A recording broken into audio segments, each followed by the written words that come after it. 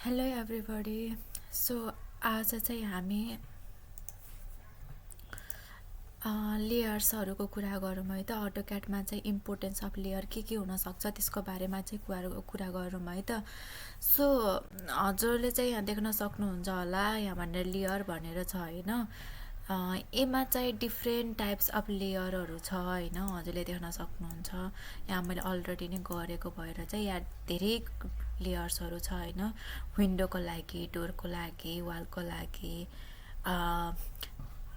सबै स्टेयरकेसको लागि होइन, सबै कुराको लागि, एलिभेसनहरूको लागि पनि हुन्छ होइन। सो इम्पोर्टेन्स अफ लेयर भनेको के हो भन्दाखेरि चाहिँ होइन, हजुरहरूलाई चाहिँ अब कुनै मलाई वाल गर्नु छ भने मलाई चाहिँ वाल कति थिकनेसको हुन्छ, अलि मोटो चाहिन्छ कि अलि पातलो चाहिन्छ कि त्यसको थिकनेसदेखि लिएर हरेक कुराहरू चाहिँ यहाँबाट गर्न मिल्छ कि बढाउन घटाउन यहाँ अलरेडी नै सेट गर्न मिल्छ। यहाँ देख्नुहुन्छ नि हजुरले, यहाँ लाइन वेट, लाइन टाइप कुन राख्ने, कलर कुन राख्ने, अब यसलाई चाहिँ भिजिबल लक गराउने कि अनलक गराउने कि अब त्यसलाई सो गर्ने कि अफ गर्ने कि होइन। हामीलाई नचाहिएको बेला चाहिँ अफ गर्न नि मिल्छ होइन, चाहिएको बेला अन गर्न मिल्छ। अनि अर्को भनेको चाहिँ यसमा ट्रान्सपेरेन्सीहरूको पनि घटाउन बढाउन मिल्छ है क्या। यहाँ चाहिँ अब जेनरली वाल त अरूभन्दा मोटो नै हुन्छ नि त। सो यसरी काम गर्दा चाहिँ धेरै इजी हुन जान्छ। फर इक्जाम्पल मैले एउटा वाल बनाउँछु है त, एक्सएल इन्टर बी इन्टर गर्छु अनि स्केप गर्छु, ओ इन्टर। वाल कतिको हुन्छ मैले सपोज मैले 10 इन्चको राखेँ होइन, यसरी भयो होइन। अनि डबल इन्च 10 फिटको चाहिँ मैले के गर्छु, रुम बनाउँछु अनि 10 फिटको चाहिँ के गर्छु, वाल बनाउँछु। Similarly XL enter H enter गरेपछि के आउँछ, होरिजेन्टल आउँछ। सो ओ इन्टर 10 इन्च राखिदिन्छु मैले, अलरेडी 10 इन्चमै रहेछ।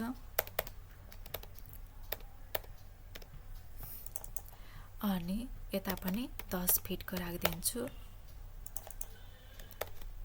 अनि 10 इन्चको राखिदिन्छु होइन। यो भयो। अनि हजुरलाई थाहा छ किन होइन, यसरी सिलेक्ट गरेर होइन, यसरी चारैतिरबाट सिलेक्ट गरिदिएर अनि ट्रिम गरिदियो भने चाहिँ यो भित्रको बाहिरको सबै लाइन्सहरू चाहिँ यसले चाहिँ इरेज गरिदिन्छ के। सो यिनीहरू लाइन कतै गएर मिट भएको छ भने त ट्रिम गर्दाखेरि त्यताको त डिलिट हुँदैन नि त। सो हामीले यसरी गऱ्यौँ भने चाहिँ क्लियरली चाहिँ डिलिट हुन्छ। सो म टिआर गरिदिन्छु अनि यहाँबाट यसरी के गरिदिन्छु, मैले हटाइदिन्छु है त। सो यसरी चाहिँ इजी वेमा चाहिँ एकदम छिटो रुम बनाउन सकिन्छ अटोक्याडमा होइन। सो यो मैले मेरो चाहिँ वाल भयो नि त होइन, वाल भयो। तर मलाई अब सपोज मलाई विन्डो बनाउनु छ भने होइन, के गर्ने त भन्दाखेरि चाहिँ अब विन्डोमा जाने होइन। अब लेयरमा जान्छु, म कहाँ जान्छु, विन्डोमा जान्छु होइन। विन्डोमा जान्छु, एल इन्टर गर्छु, ल यहाँबाट यहाँ गरिदिन्छु। यसको चाहिँ ओ इन्टर कति गरिदिन्छु, 5 फिट गरिदिन्छु होइन। धेरै पर भएछ। सो मैले चाहिँ यसमा चाहिँ 2 फिट गरिदिएँ है त, 2 फिट यता 2 फिट उता गरिदिएँ। सो यसलाई मैले डिलिट गरिदिएँ। अब के हुन्छ भन्दाखेरि चाहिँ हजुरहरूले ख्याल गर्नुभएको छ कि छैन होइन, यो बाहिरको जुन छ नि बाहिरको विन्डो, बाहिरको यो लाइन त विन्डोमा त हुँदैन। सो यस त काटिने कुरा हामीलाई चाहिँ के हो भन्दाखेरि चाहिँ प्लानमा चाहिँ जुन जुन काटिएको हुन्छ त्यसलाई चाहिँ डार्क लाइनले देखाउँछौँ, अलिकति मोटो थिकनेस भएको लाइनले देखाउँछौँ होइन। सो यो त काटिँदैन, त्यही भएर चाहिँ वाल काटिन्छ, यो काटिन्न भनेपछि यो त पातलो हुनुपर्छ यसको थिकनेस त होइन। सो हामीले के गर्नुपर्छ भन्दाखेरि विन्डो बनाउँदाखेरि टिआर गरिदिन्छु म, यसलाई चाहिँ डिलिट गरिदिन्छु होइन। सो यसलाई सेभ गरिहालौँ है त। 2007मा हजुरले सेभ गर्नुभयो भने चाहिँ सबैको डेस्कटप अथवा ल्यापटपमा चाहिँ खुल्छ कि त। तपाईँहरूले सेभ गर्दाखेरि चाहिँ 2007मा गर्न सक्नुहुन्छ।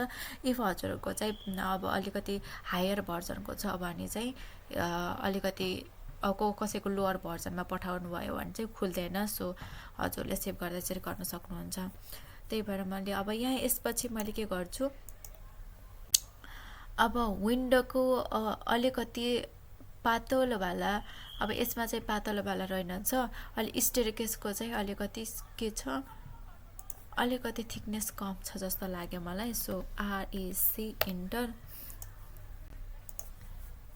यसरी गरेँ होइन, एमएल इन्टर के गरेँ यसरी गरेँ, तर यो भित्रको त योवाला त काटिन्छ नि त।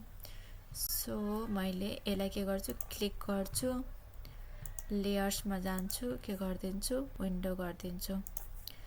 यसरी गर्नुभयो भने चाहिँ हजुरहरूलाई चाहिँ के हुन्छ भन्दाखेरि चाहिँ मोर ओभर चाहिँ होइन, एक्ज्याक्टली चाहिँ ड्रइङहरूको चाहिँ अब यसरी लेयरमा काममा बसेर होइन, यसलाई अन अफदेखि लिएर यसको थिकनेस बढाउने घटाउनेदेखि लिएर हरेक कुराहरू हजुरले गर्न सक्नुहुन्छ यसमा होइन।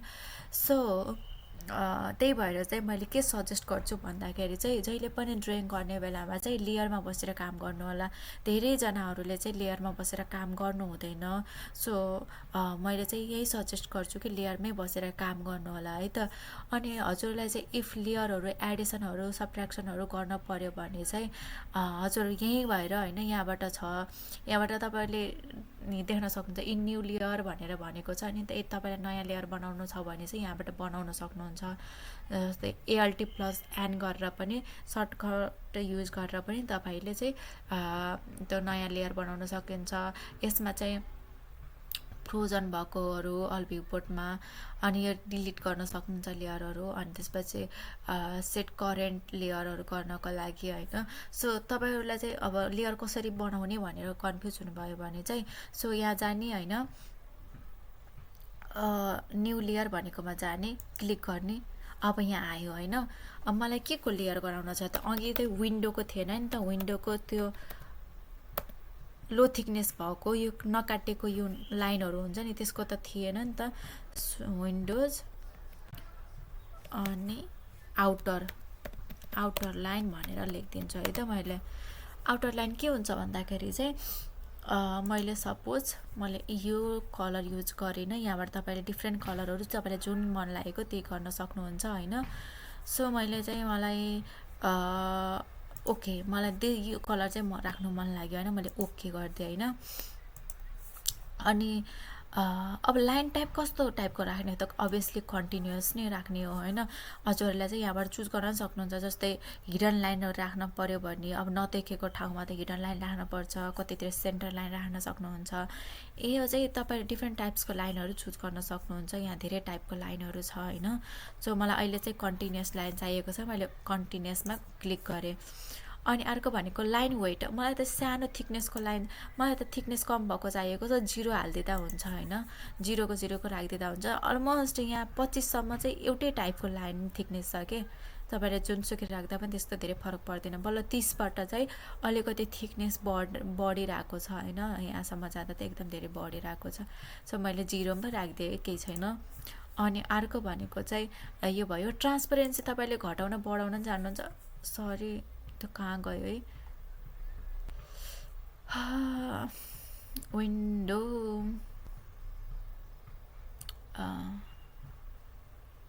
ओके, यहाँ जान्छु म, विन्डो विन्डो आउटर लाइन भनेर छ नि, त्यहाँ आयो होइन, विन्डो आउटर लाइन भनेर छ। अब ट्रान्सपरेन्सी घटाउन बढाउन चाहियो भने चाहिँ सपोज मैले यसको ट्रान्सपरेन्सी चाहिँ कति गरेँ, 20 गरिदिएँ। यसरी 90सम्म चाहिँ तपाईँले राख्न सक्नुहुन्छ। 0देखि 90 बिचको भ्यालु राख्नुपर्ने हुन्छ ट्रान्सपरेन्सीमा चाहिँ। तपाईँ जति बढी राख्नुहुन्छ त्यसको ट्रान्सपरेन्सी चाहिँ त्यति नै कम देखिने हो होइन, ट्रान्सपरेन्सी चाहिँ त्यति धेरै देखिने हो होइन।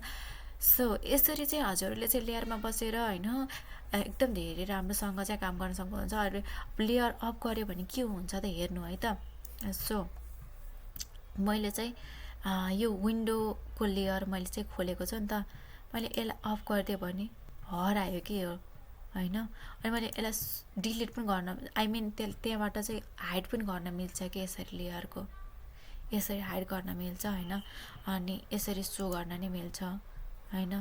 अनि यसरी लक गर्न पनि मिल्छ कि यसलाई, अब त्यो यसरी लक गर्न मिल्छ, अनलक गर्न मिल्छ, अनि फ्रिज गर्न मिल्छ होइन। अनि यसलाई चाहिँ सो र हाइड गर्न पनि मिल्छ यसरी सो हजुरहरू चाहिँ यसरी होइन यसरी चाहिँ लेयरमा बसेर काम गर्नुभयो भने चाहिँ हजुरहरूलाई काम गर्न एकदम सजिलो हुन्छ है त। So that's much for today. अब अर्को नेक्स्ट क्लासमा चाहिँ अरू नै गरौँला है त। अहिलेलाई बाई बाई, टेक केयर।